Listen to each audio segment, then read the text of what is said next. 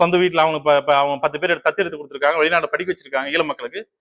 நீங்க ஈழ மக்களுக்கான செஞ்ச உதவி 10 உதவி சொல்லுங்க. நீங்க கட்சியின் வளர்ச்சிக்காக பிச்சை எடுத்து கொடுத்த பணத்தை குடும்பத்தோடு சொகுசு வாழ்க்கை வாழ்வதாக நாம் தமிழர் கட்சி ஒருங்கிணைப்பாளர் சீமான் மீது கிருஷ்ணகிரி மாவட்ட பொறுப்பாளர்கள் அடுக்கடுக்கான குற்றச்சாட்டுகளை முன்வைத்துள்ளது அதிர்ச்சியை ஏற்படுத்தியுள்ளது.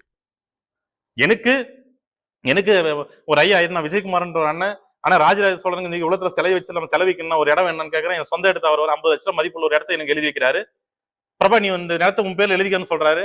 நான் எழுத மாட்டேன், நான் இந்த நிலத்தை என் பேர்ல நான் கட்சி தலைமை பேர் எழுதுறேன். நான் எழுதி கொடுத்தேன்ல, நான் கட்சி தலைமை பேர்லாம் எழுதுனேன். எங்க பேர்ல நாங்க ஒரு ஏமாத்திரம் எழுதிக்க முடியாதுல்ல.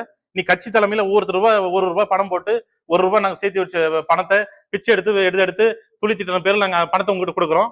நீ கட்சி தலைமை அலுவலகத்தை யார் பேர்ல நீங்க பதிவு பண்ணிக்கிறீங்க? பாக்கியராஜ் தனிநபர் பேர்ல பதிவு பண்ணி வச்சிருக்கீங்க நீங்க. அப்ப யாருக்கான கட்சி இது?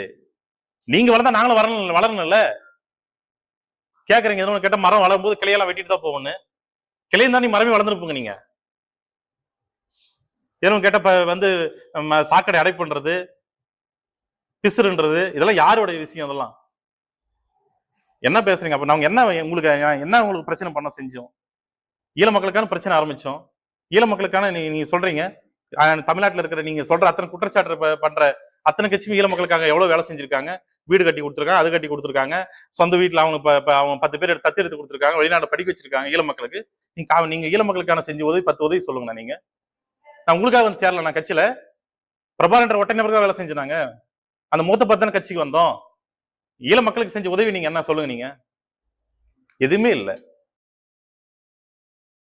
செய்திகளை உள்ளது உள்ளபடி தெரிந்து கொள்ள ரெஃப்ளெக்ட் நியூஸை சப்ஸ்கிரைப் பண்ணுங்க.